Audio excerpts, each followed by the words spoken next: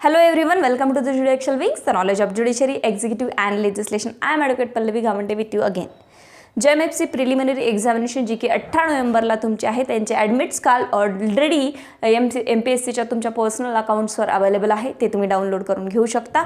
आणि black ball pen सोबत ठेवून आणि आधार कार्डची कलर किंवा ब्लॅक दोन्हीपैकी एक झेरॉक्स सोबत ठेवून तुम्ही इथे एक्झाम्सला जाऊ शकता. बिफोर टाईम पोहोचा. मागच्या वेळी भरपूर सारे गोंधळ झाले, ते काही विद्यार्थी आले नव्हते, त्यांना इश्यूज झाले, ते तुम्ही अवॉइड करा. रिक्वायरमेंट ब्लॅक पेनची असते, त्यामुळे ब्लॅक पेन सोबत ठेवायला हरकत नाही. ब्लू ही चालतो, बट इन्स्ट्रक्शन्स आहेत ते फॉलो करा. ह्या सगळे इन्स्ट्रक्शन्स झालेत, तुम्ही हे सुद्धा MPSCच्या साईट्सवर वाचलेच आहेत, तरीसुद्धा सगळ्यांना आता बेस्ट ऑफ लक मी इतकंच म्हणू शकते. नेक्स्ट थिंग जे आहे की मी आज इथे तुमच्यासमोर का आले ती यस लास्ट स्ट्रॅटेजी. मला नेहमी वाटतं की विद्यार्थ्यांना जेवढंही मला पॉसिबल होईल तेवढं शेवटपर्यंत त्यांना ते सांगावं. माझ्या डोक्यात जे काही आयडियाज येतात किंवा मी ज्या फॉलो करते त्या तुम्ही नक्कीच फॉलो कराव्या, फायदा होईलच. सो प्लीज स्किप करू नका किंवा व्हिडिओज पूर्ण ऐकून घ्या. खूप छोटा व्हिडिओ आहे आणि यामध्ये मी तुम्हाला लास्ट स्ट्रॅटेजी सांगणार आहे. आता ज्यांनाही टेन्शन आलं आहे, नाही आलं हे, ज्यांचा अभ्यास झाला आहे नाही झाला आहे, आता ऐन वेळेवर आम्ही काय करावं अशी हिंमत सोडून देऊ नका सगळ्यात आधी. आणि दुसरं म्हणजे 3 दिवसही काही कमी नसतात, 3 दिवसही जो टाईम आहे तो सफिशियंट असतो. आणि एक्झामिनेशन असेल आणि मोर ओव्हर प्रिलिमिनरी एक्झामिनेशन असेल ना, त्यामध्ये तुम्हाला सगळ्यात महत्त्वाचा असतो की लास्ट रिव्हिजन. 12 बेअर ॲक्टचं last revision at the end कसं करायचं आहे, तर त्यासाठी मी इथे आली आहे की यस डेफिनेटली तुम्ही ते करू शकता. 15, 16 आणि 17 हे तिन्ही दिवस सिंगल मिनिटसुद्धा वेस्ट करू नका.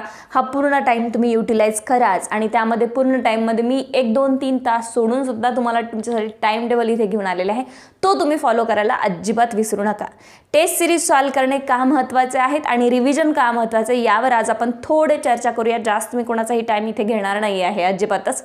तरीसुद्धा मी तुम्हाला एक टाईम टेबल देते की उद्या 15 तारखेला आपल्याला काय करायचं आहे. तर 15 तारखेला आपल्याला हा टाईम टेबल फॉलो करायचा आहे, जो की तुमचा फर्स्ट आहे CRPC 6 to 10 मॉर्निंगचा टाईम आहे. हा मॉर्निंगचा, इव्हिनिंगचा नाही. सो मॉर्निंगला तुम्ही 6 ते 10 या दरम्यान पूर्ण CRPC वाचून काढा. त्यामध्ये काय वाचायचं काय नाही हे मी भरपूर व्हिडिओमध्ये तुम्हाला सांगितलं आहे, पण आता मोठ्या व्हिडिओज पाहण्यामध्ये वेळ घालू नका. तर CRPCच्या ना तुम्ही एक 93 पर्यंत सेक्शन्स पूर्ण वाचलं तरी चालेल. त्यानंतर तुम्ही बेल, अरेस्ट किंवा काही पोलिसांचे जे 154च्या नंतरचे काही सेक्शन्स आहेत, ज्युरिस्डिक्शन्स आहेत, ज्युरिस्डिक्शनमध्ये इलिस्ट्रेशन, चार्ज फ्रेमिंगमधले इलिस्ट्रेशन, कॉग्निझन्स घेण्यामधले 1, 2, 3 सेक्शन्स जे की family, marriage relating to cognizables असतात. त्यानंतर लास्ट प्रोव्हिजन जो असतो की CRPCमध्ये एक छोटंसं लिमिटेशन्स दिलेले आहेत, ते लिमिटेशन्स तुम्ही वाचून घ्या. थोडेफार हायकोर्टाची inherent power, revision power, review powers हे थोडंसं तुम्ही वाचायला CRPCमधनं हरकत नाही. पण CRPCला खूप सारं स्किप करता येत नाही. पण आता ही 4 ते 5 तासामध्ये 10 ते 12 वाजले तरी चालेल, पण तुम्ही जेवढंही CRPC तुम्हाला कव्हर होईल तेवढं प्लीज करा, ठीक आहे. त्यानंतर आपण येऊया IPCकडे. IPCमध्ये तुम्ही 11 ते 2चा मी तुम्हाला इथे टाईम देते आहे. 1-2 तास तुमचे इकडे तिकडे गेले तरी मॅनेज करा तुम्ही या टाईममध्ये.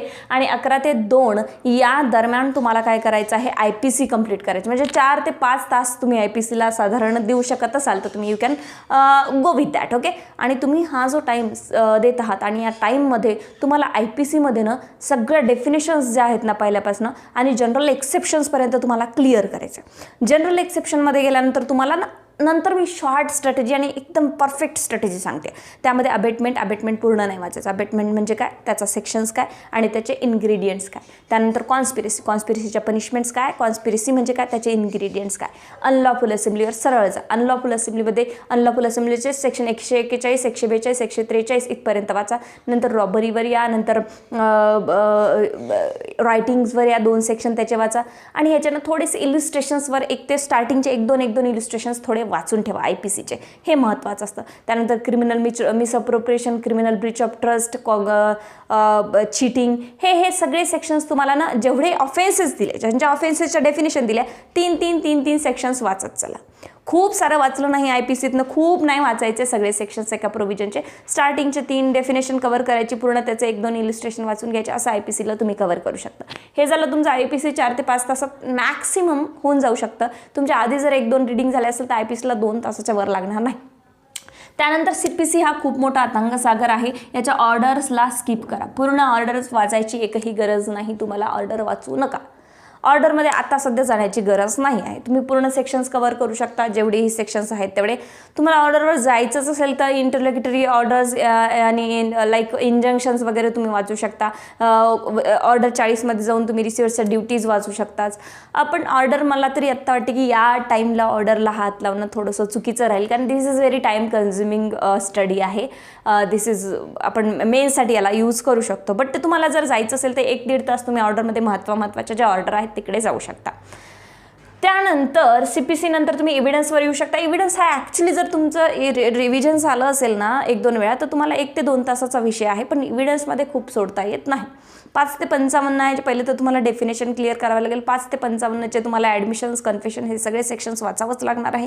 त्यानंतर तुम्हाला बर्डन ऑफ प्रूफ झालं, एक्झामिनेशन झालं, विटनेसेस झालं, हे सगळे सेक्शन्स तुम्हाला कव्हर करावे लागणार आहे. इथे मी हात आवरता घेऊ शकत नाही आणि तुम्हाला म्हणू पण शकत नाही की हे स्किप करा, ते स्किप करा.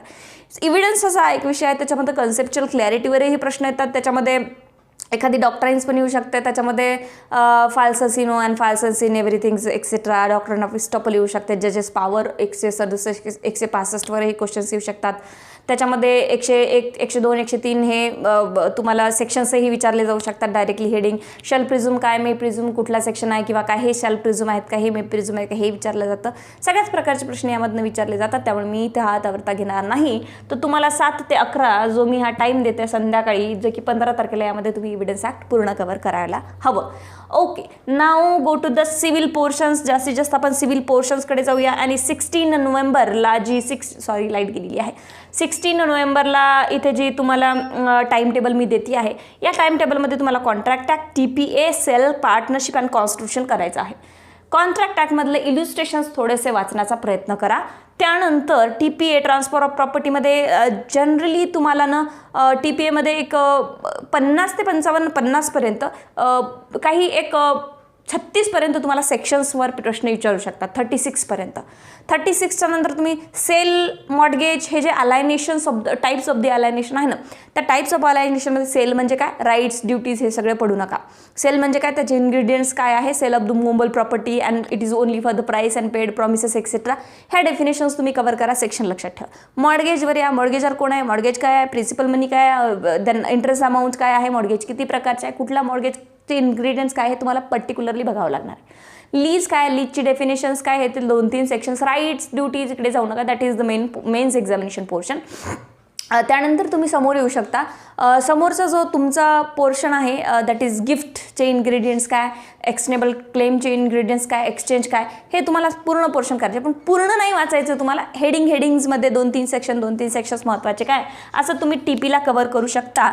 त्यानंतर तुम्हाला कॉन्ट्रॅक्टमध्ये तुम्ही एजन्सी वगैरे स्किप केलं तरी चालेल. कोण एजंट आहे, कोण प्रिन्सिपल आहे, सब एजंट कोण आहे, इतकंच तुम्ही जरी केलं तरी मोस्ट सफिशियंट आहे. त्यानंतर एजन्सी स्किप करू शकता तुम्ही. त्यानंतर आपण सेल ऑफ गुड्सकडे येऊया. सेल ऑफ गुड्समध्ये तुम्ही 1 तासामध्ये सेल ऑफ गुड्सला कव्हर करू शकता. गॅरंटी, वॉरंटी काय, ते ऑप्शनेबल ऑप्शन सेल काय आहे, त्यानंतर काही डेफिनेशन्स ज्या आहेत तुम्हाला त्या करावे लागणार आहे. Sample, sale by sample, sale by description, हे सगळे सेक्शन्स तुम्हाला करावे लागणार आहे. याच्यामध्ये स्पेसिफिक रिलीफ ॲक्टचे जे प्रोव्हिजन दिले आहे 50-55 नंतर, तर ते तुम्ही स्किप करू शकता. बट सेल ऑफ गुड्स ही 3 मार्कासाठी तुम्हाला येऊ शकतं, तर त्यामुळे तुम्हाला इथे सोडता येणार नाही. 1 तासात रिव्हिजन होऊ शकतं, तरीही मी ते 2 तास सफिशियंटली तुम्हाला इथे टाइम टेबलमध्ये देते. पार्टनरशिप ॲक्ट ही 2 ते 3 मार्काला येतं. तुम्ही याच्यामध्ये directly introduction of partners, incoming partner, outgoing partner, minors etcetera सगळे स्टार्टिंगचे सेक्शन तुम्ही करू शकता. याचंही 1 तासामध्ये रिव्हिजन होऊ शकतं. मे बी महाराष्ट्र अमेंडमेंट आहे, त्यामध्ये काही एकदा गो थ्रू करा. Constitution, yes, this is very important की कॉन्स्टिट्यूशन काय आहे. कॉन्स्टिट्यूशनमध्ये ना तुम्हाला थोडंसं 4 तासाचा वेळ द्यायची गरज असं नाही, मी असं म्हणेल. कारण कॉन्स्टिट्यूशनमध्ये तुम्हाला आर्टिकल 51 जे की ड्युटीज आहेत त्यापर्यंत तुम्हाला करणं अत्यंत गरजेचं आहे. याला तुम्हाला जास्तीत जास्त 1 ते 1 तास लागणार आहे. 2 तास पकडून घ्या. हे कम्प्लिटली करा, यामध्ये सोडायचं नाही आहे काहीच. त्यानंतर पार्ट 5 मध्ये जेव्हा आलो ना, यातनं तुम्हाला प्राईम मिनिस्टर करायचे, प्रेसिडेंट करायचे, व्हाईस प्रेसिडेंट करायचे. प्राईम मिनिस्टरचं काय आहे थोडं वाचून घ्या. त्याच्यानंतर प्रेसिडेंट्सचे क्वालिफिकेशन्स काय, इलेक्शन कसे होतात, व्हाईस प्रेसिडेंटचे टर्म क्वालिफिकेशन काय. त्यानंतर अटर्नी जनरल कोण आहे, अटर्नी जनरलला कोण अपॉइंट करतं हे तुम्ही बघून घ्या. त्यांचे आर्टिकल्स बघून घ्या. मनी बिलचं आर्टिकल एकदा बघून घ्या 110. आणि त्यानंतर तुम्ही जाऊ शकता सुप्रीम कोर्टकडे. सुप्रीम कोर्ट आणि हायकोर्ट हे दोन्ही तुम्हाला प्रॉपरली करायचे. याच्यामध्ये आर्टिकल्स तुम्हाला लक्षात ठेवायचे. High courts of the record, court of the record, त्यानंतर लॉयर पॅराडाईज आहे, असे थोडे आर्टिकल्स, फेमस जे आर्टिकल्स असतात ते थोडे लक्षात ठेवायचे. त्यानंतर डायरेक्टली तुम्ही UPSC MPSC 315 कडे येऊ शकता. इमर्जन्सीचं थोडंसं टाइम पिरियड तुम्ही बघून घेऊ शकता. आणि बाकी ज्याही कॉन्स्टिट्यूशनमध्ये न्यू अमेंडमेंट्स आहेत त्या तुम्ही अमेंडमेंट तुम्हाला करायला हवे. म्हणजे कॉन्स्टिट्यूशनला आपल्याला पूर्ण वाचायचं नाही, या कॉन्स्टिट्यूशनचा एकदम गाभा आपल्याला पकडायचा आहे, हे लक्षात ठेवणं अत्यंत गरजेचं आहे. हा 2 दिवसाचा तुमचा टाइम टेबल जर तुम्ही प्रॉपरली कव्हर केला, जर 15 तारखेला प्रॉपरली टाइम टेबल कव्हर केला तर तुम्ही एखादी टेस्ट सिरीज सॉल्व्ह करू शकता. आणि 16 तारखेलाही तुम्ही टेस्ट सिरीज सॉल्व्ह करून बघू शकता. नाही तुम्ही 2 तास पूर्ण युटिलाइज केले टेस्ट सिरीजला, निदान 1 तासात फास्ट मध्ये तरी सोडवण्याचा प्रयत्न करा. याचा कारण असं आहे की टेस्ट सिरीज मध्ये आता तुम्ही जर टेस्ट सिरीज आतापर्यंत सॉल्व्ह केल्या नसेल तर प्लीज 2 तरी टेस्ट सिरीज सॉल्व्ह करणं गरजेचं आहे. कारण की आता जागा आहे 40 वॅकन्सीसाठी कट ऑफ किती लागणार आणि मी कुठल्या स्टेजवर आहे हे माहिती होणं गरजेचं असतं. जेव्हा आपण एखाद्या गावाला जातो किंवा एखाद्या कुठल्या तरी डेस्टिनेशनवर आपल्याला पोहोचायचं असतं तर नेमकं आता मी कुठपर्यंत पोहोचलो, फक्त चालतच जायचं नाही आहे, तर आपल्याला आपलं मॅनेजमेंटही करायचं आहे आणि मेजरमेंटही करायचं आहे. लाईक मी कुठपर्यंत आहे, काही हरकत नाही. बिफोर 1 तास आधीही मी कुठपर्यंत आहे हे बघायला हरकत नाही किंवा ते बघून चालणंही हरकत नाही. त्यासाठी अजूनही वेळ गेलेली नाही आहे. 3 दिवसापूर्वी तुम्ही एखादी 2-3 किती टेस्ट सिरीज सुरू तुम्हाला जर वेळ मिळत असेल, कारण वेळ मिळतो. जर मी 6 ते 10 पासून तुम्हाला अभ्यास सुरू करायला ते 11 तर तुम्ही 11च्या नंतरही 2 तास 12-1 वाजेपर्यंत तुम्ही देऊ शकता आरामात रात्री, ठीक आहे की नाही. तर सॉल्व टेस्ट सिरीज करा. यामध्ये जर पहिली टेस्ट सिरीज सॉल्व केली आणि तुम्हाला वाटतं की ती खूप अवघड आहे आणि याच्यामध्ये मला 70 पर्यंत पडत आहेत, 65 पर्यंत पडत आहे किंवा माझे 10 निगेटिव्ह मध्ये जात आहे, याच्यातही 10 गेले, याच्यातही 10 गेले, एक ॲव्हरेज स्टुडंट असतो, तुम्ही दरवर्षी लक्षात ठेवा. याच्यामध्ये ना तुमचे एखाद्या स्टुडंटचे 10 निगेटिव्ह मध्ये जात असेल तर तो 10च्या खाली येतच नाही, तेवढे निगेटिव्ह तुमचे जातातच जातात. तुमचं तुम्ही अनालिसिस करा. त्यामध्ये मला निगेटिव्ह मध्ये कमी कसं करता येईल. आणि आता सध्या तरी जास्त क्वेश्चन सोडवणे महत्त्वाचे आहेत, कारण 80-82 पर्यंत रिझल्ट लागू शकतो पेपर जर ॲव्हरेज असेल तर, सोपा असेल तर. कारण वॅकन्सी खूपच कमी आहे, 40च वॅकन्सी आहे. सगळ्यात कमी वॅकन्सी यावर्षी ह्याच्या आहेत, त्या निघालेल्या आहेत, तुम्हाला माहिती आहे.